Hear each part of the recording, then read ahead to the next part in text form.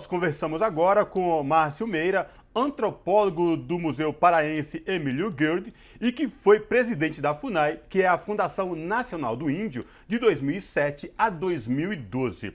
Boa noite, Márcio Meira, prazer falar contigo. Olá, como vai? Um prazer também falar com vocês. Obrigado pelo convite de estar participando aqui da TVT. Também uma saudação aos ouvintes aí, ouvintes e telespectadores, né? Maravilha. Márcio, essa semana começou e, felizmente, teve o voto do ministro Edson Fachin, né? Mas esse julgamento tido como julgar o marco temporal e o direito às terras indígenas, começou no dia 26, lá atrás, bem antes. E a próxima semana vai ser decisiva. Eu queria que você trouxesse para os nossos telespectadores aqui da TVT e ouvintes da Rádio Brasil Atual um panorama desse julgamento e o que é que está em jogo especificamente.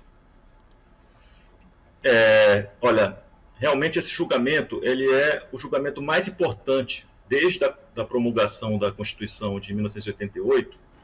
Esse julgamento ele é o mais importante em relação ao destino, digamos assim, dos povos indígenas no Brasil, porque ele trata de um questionamento que vai, digamos assim, no coração daquilo que o Constituinte de 88 definiu como direito dos povos indígenas, que são os direitos territoriais, né? Então, essa tese do marco temporal, que é uma tese que surgiu ao longo da história, em alguns momentos, até na própria Constituinte, né, antes de 88, 87, 86, na época da Constituinte, essa discussão também ocorreu, né? E na época que o Constituinte deliberou e promulgou foi a tese contrária a essa, de que tem que haver um marco temporal, qualquer marco temporal, para a definição de terra indígena. Então é uma história que vem de longe já, não é? Ela, de vez em quando ela é ressuscitada, não é?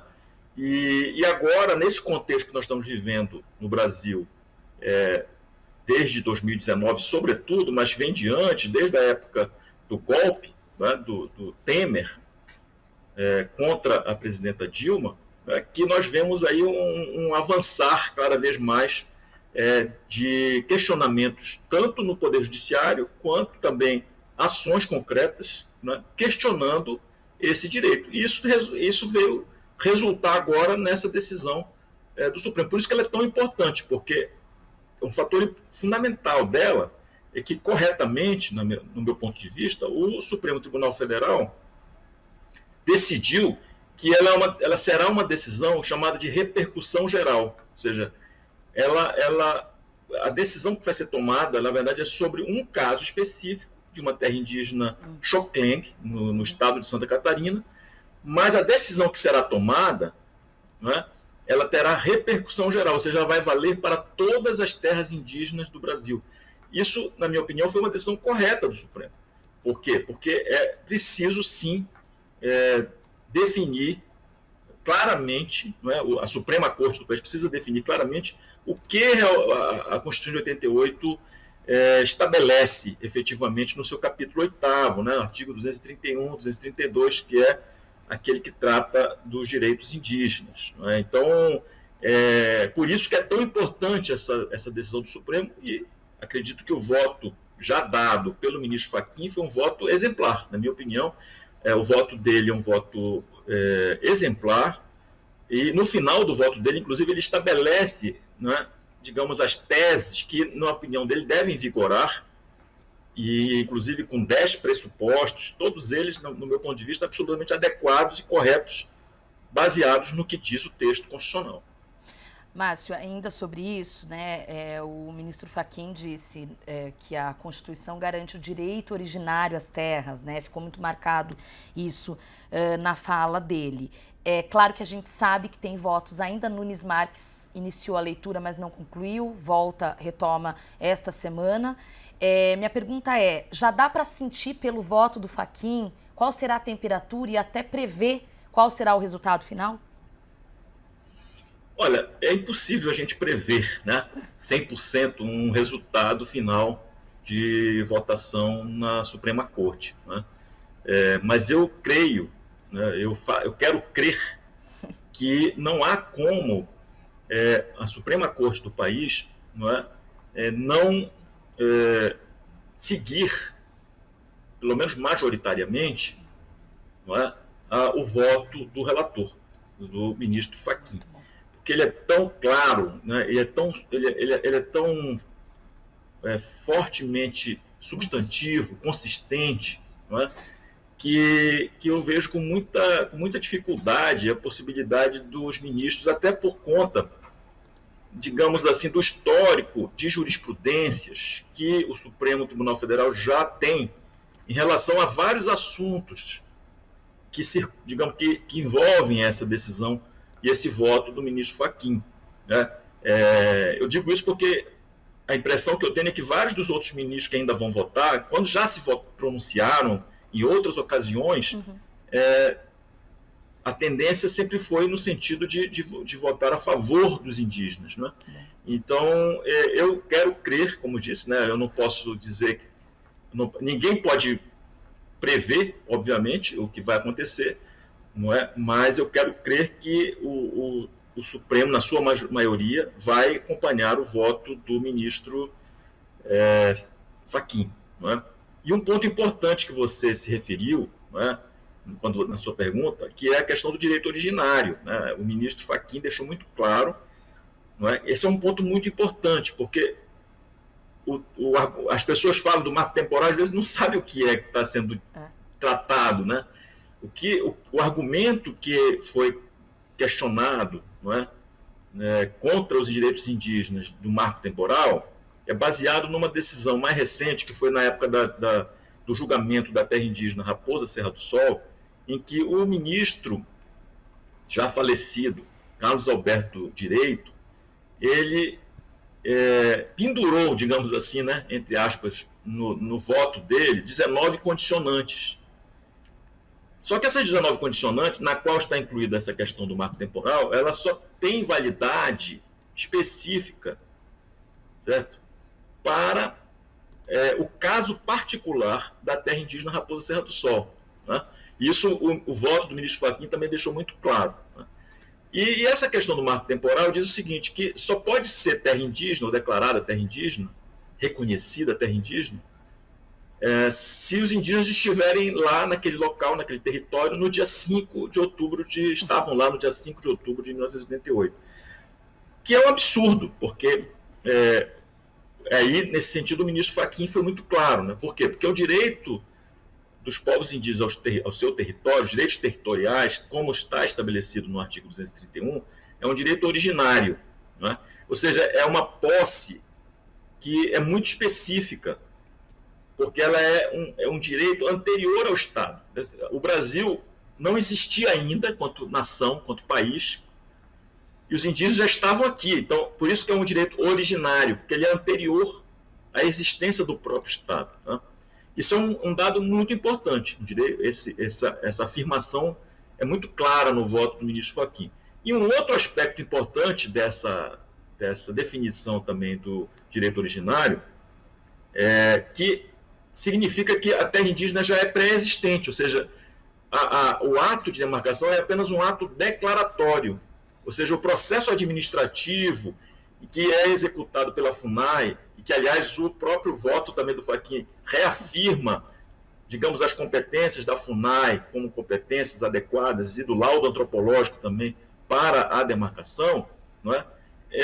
Independe, digamos assim, a terra indígena, né, o direito territorial, ele independe desse processo. Esse processo é apenas para dar a segurança jurídica aos indígenas dos limites do seu território que já é pré-existente, que já está lá. Então, na verdade, isso é importante porque, vou dar um exemplo para vocês. Agora, nesse período recente, desde o ano passado, em que nós vivemos essa tragédia da pandemia de coronavírus, no ano passado, quando se definiu que os indígenas deveriam ser prioritários na vacinação, né, contra a Covid-19, não é? O governo federal, por exemplo, definiu que só iriam ser vacinados os indígenas que vivem em terras indígenas já homologadas, e que os indígenas que vivem em terras indígenas que não estão homologadas não iam ser vacinados, inclusive aqueles que vivem nas cidades, né?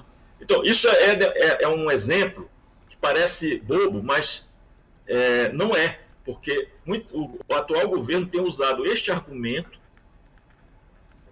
de que as terras indígenas não são originárias, para dizer que, por exemplo, uma comunidade indígena que ainda não teve o seu processo concluído, não pode ter acesso, por exemplo, ao Sistema Único de Saúde, ao subsistema de saúde indígena do SUS. O que é um exemplo que eu estou dando de como que essa decisão de hoje ela tem efeitos diversos, não só especificamente na questão dos direitos territoriais, mas isso repercute também na vida dos indígenas como um todo. Agora, Márcio, outra questão que também chama muita atenção, enquanto o julgamento do chamado marco temporal e o direito às terras dos povos originários não se evidencia e não é finalizado pelo Supremo, a gente vem vindo uma série de ataques aos povos indígenas. Garimpeiros, grileiros, violência contra os povos indígenas, com assassinatos, enfim. Você acha que com o julgamento do marco temporal e o direito às terras dos povos originários, é possível que consiga dar um direcionamento para que cessem tantos ataques aos povos indígenas? Eu acredito que sim. Por quê? Porque quando você define claramente, a Suprema Corte define claramente que os limites, os parâmetros, isso confere às terras indígenas a segurança jurídica. As pessoas, muitas vezes os inimigos dos índios, esses que você se referiu, os garimpeiros ilegais, os grileiros, vários segmentos do agro brasileiro que não cumprem as leis, que invadem as terras indígenas para desmatar, ou que procuram fazer arrendamentos, etc., eles falam muitas vezes em segurança jurídica como se a segurança jurídica fosse só para eles. Na verdade, o principal sujeito que precisa de segurança jurídica nesse caso são os indígenas. O que vai lhes conferir segurança jurídica é esta decisão. Na medida em que esta decisão ela é concluída e definida majoritariamente na linha do que o ministro Fachin votou, ele vai dar aos indígenas a segurança jurídica até para que a FUNAI e os órgãos de proteção do Estado, inclusive o Poder Judiciário, inclusive o Ministério Público, que pela Constituição, a gente não esqueçamos, o artigo 232 da Constituição, do capítulo dos indígenas, que são dois capítulos, são dois artigos, o artigo 231 e o artigo 232. O 232 diz exatamente que cabe ao Ministério Público Federal a defesa dos direitos constitucionais dos indígenas. Então, o Ministério Público Federal vai poder agir com muito mais eficácia nos processos judiciais em curso, que estão aí pipocando por conta exatamente desta insegurança jurídica. Então, eu acredito, sim, que com essa decisão, a tendência é que a gente possa diminuir os casos de violência. Agora, obviamente, é preciso também fazer esse registro, que nós precisamos mudar a forma como o governo federal vem atuando. Este governo que está aí agora, ele desrespeita completamente a Constituição de 88. Sim. Então, eu acho que esse é um ponto importante. Nós não podemos esquecer que tem um aspecto também fundamental do Poder Executivo,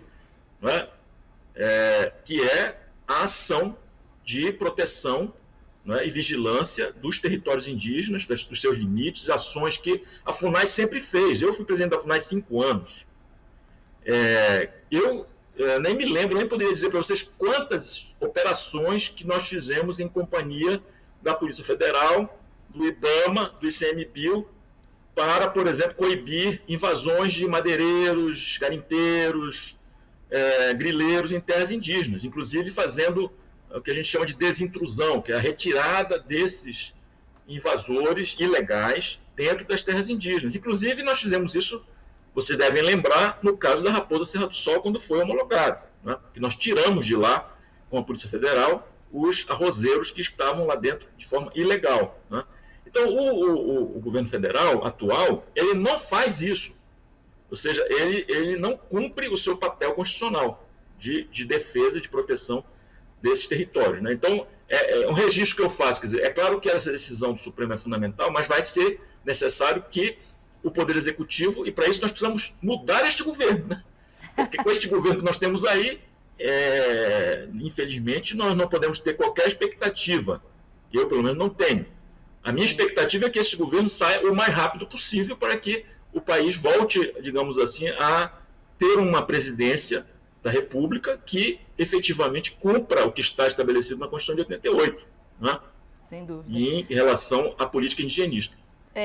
Márcio, eu ia justamente fazer uma pergunta nessa direção, aproveitar a sua expertise por ter presidido a FUNAI e perguntar sobre o processo de desmonte da FUNAI, ou seja, o que na sua avaliação ela é hoje e o que ela deveria ser, né, na verdade. Porque eu acho que as pessoas às vezes não sabem qual é a importância da FUNAI. Pois é, uma ótima pergunta. A FUNAI é uma instituição do Estado brasileiro que tem como atribuição todos esses aspectos que a gente se referiu aqui, por exemplo, em relação às demarcações, os processos administrativos de demarcação de terra indígena. Esse é o centro, digamos assim, das atribuições da FUNAI. Tá? E esses procedimentos são procedimentos estabelecidos de forma completa, digamos assim, pelo marco legal brasileiro. Ou seja, está estabelecido pela Constituição Federal, está estabelecido pela Lei 6.001, que é o Estatuto do Índio, está estabelecido por decretos, portarias. Então, é por isso que a gente diz o seguinte, que o processo de demarcação quando ele se completa, ele é um fato jurídico perfeito, né? Porque ele cumpre toda a legislação brasileira. Quem executa isto dentro do governo brasileiro, dentro do Estado brasileiro, é a Fundação Nacional do Índio. Esse é o centro das ações da Fundação Nacional do Índio.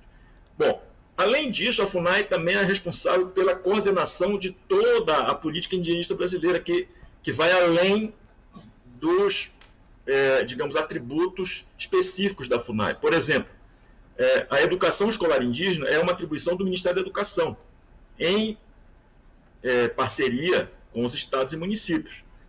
A saúde indígena é uma atribuição do SUS, do Ministério da Saúde, também dentro do Sistema Único de Saúde.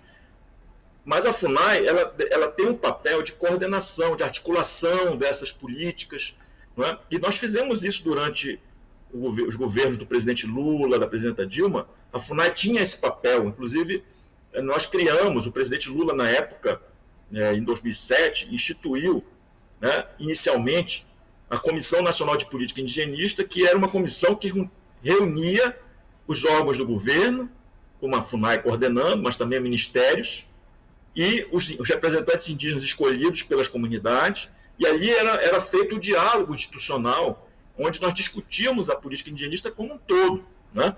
A presidenta Dilma, já no mandato dela, transformou a comissão em Conselho Nacional de Política Indigenista e realizou a primeira Conferência Nacional de Política Indigenista. Tudo isto foi jogado na lata do lixo pelo atual governo, e já ainda no governo Temer. Nós não podemos esquecer que talvez o primeiro ato do atual presidente foi, através de uma MP, desmontar completamente a FUNAI. Ele tirou toda a parte da FUNAI que era responsável pelas demarcações e colocou, imaginem, no Ministério da Agricultura. É como entregar o galinheiro para para a raposa, né? Cuidar. Então, quer dizer, o que aconteceu foi que a FUNAI foi desmontada logo no primeiro dia de governo pela MP, se eu não me engano, foi a MP 870, que foi a primeira MP emitida pelo governo que desmontou administrativamente completamente vários órgãos do governo, inclusive a FUNAI. Foi preciso esperar mais de 6 meses para que o Supremo decidisse que a FUNAI deveria voltar a ser como ela era administrativamente, em função de uma ação direta de inconstitucionalidade que foi movida no Supremo contra o governo, né? E o Supremo disse, não, a FUNAI não pode sofrer esta modificação, porque justamente a FUNAI ela executa aquilo que está estabelecido no artigo 231, que aí mexe com outro ponto importante dessa decisão do ministro Fachin, que se trata de uma cláusula pétrea da Constituição. Os direitos territoriais indígenas são uma cláusula pétrea e fundamental, um direito fundamental. São dois aspectos muito importantes, ou seja, ele não pode ser alterado, né? E lá o artigo 231, cabe à União demarcar, né, O artigo 231 tem um dos... Então, quer dizer, a União aí, quem é da União que executa as demarcações? É a FUNAI. Então, a FUNAI é um órgão extremamente importante. E aqui eu queria registrar uma coisa importantíssima também. Na época que nós estávamos, o presidente Lula estava no governo, nós fizemos uma série de concursos para aprovisionamento, né, de servidores da FUNAI, que não eram feitos há mais de 10 anos. Quer dizer, quando nós fizemos os concursos em 2009, fazia mais de 10 anos que a FUNAI não tinha concurso. A FUNAI estava quase que sendo asfixiada porque a maioria dos seus funcionários estava se aposentando e não tinha substitutos, né? Então, se hoje a FUNAI ainda está funcionando, até porque tem servidores de carreira altamente qualificados, que merecem todo o nosso respeito e que, inclusive, estão garantindo muitas das ações na ponta da FUNAI, não é? No atual governo, porque são servidores que têm amor ao que fazem e têm compromisso com o que fazem e que têm, inclusive, uma competência técnica muito relevante, não é? Nesses processos administrativos que eu me referi. Então, a gente tem que aplaudir, na verdade, os servidores da FUNAI que estão resistindo a um verdadeiro ataque, muitas vezes com assédio moral e outras arbitrariedades, né, que são cometidas porque hoje o comando da FUNAI foi entregue a pessoas que não têm o menor conhecimento sobre a política indigenista. Na verdade, são pessoas que são contra os direitos indígenas. É só você ver o caso agora da decisão do Supremo, né, o caso desse julgamento no Supremo. Você viu que, no caso, esse julgamento é feito em função de um questionamento que a FUNAI fez a uma ação. Só que esse questionamento da FUNAI é de 2009. Né? E agora, quando os advogados dos indígenas se pronunciaram, né, vocês viram que teve uma série além do advogado do caso específico, teve uma série de o que a gente chama de amicus curiae, que são os amigos da causa, né? A FUNAI se desobrigou a FUNAI atual, ela não se posicionou como amicus curiae, ou seja, se omitiu. A FUNAI, na verdade, está... o comando da FUNAI, né? Não a FUNAI como instituição, sim. Os seus servidores de carreira, que devem ser aplaudidos, porque estão lá cumprindo a sua função, numa situação bastante difícil, né? Mas o comando político da FUNAI, o Ministério da Justiça, que é o órgão a qual a FUNAI está vinculada, estão se omitindo criminosamente, na minha opinião, porque essa omissão, não é, ela pode resultar num destino terrível para os povos indígenas, não é? No caso do Brasil. Eu diria que essa decisão do Supremo sobre a questão das terras indígenas, gente, não é só uma decisão sobre os indígenas ou sobre o futuro dos indígenas. Tem uma decisão que diz muito sobre o que Brasil, que nação que nós queremos para o futuro. Qual é o Brasil que nós queremos para o futuro? Porque se nós rompermos com um direito constitucional, que é uma cláusula pétrea, um direito fundamental, como foi colocado pelo próprio voto do ministro Fachin, o que nós vamos, então, fazer da Constituição de 88? Aí você quebra um paradigma jurídico fundamental. Tipo, qual será básico. O próximo passo, né? Exatamente. Que falta então, acontecer. Quer dizer, exatamente. É sobre o destino do país, não é só sobre os povos indígenas que nós estamos discutindo aqui, entendeu? Mas nosso tempo se esgotou, infelizmente. Quero agradecer demais Márcio Meira, antropólogo do Museu Paraense Emílio Guild, consegui, e que foi presidente da FUNAI, que é a Fundação Nacional do Índio, de 2007 a 2012. Muito obrigada, Márcio, e até uma próxima oportunidade. Muito obrigado pelo convite, estou à disposição aqui da TVT, também da Rede Brasil Atual. Então, um grande abraço a todos vocês. Tudo de bom, muita saúde. Tchau.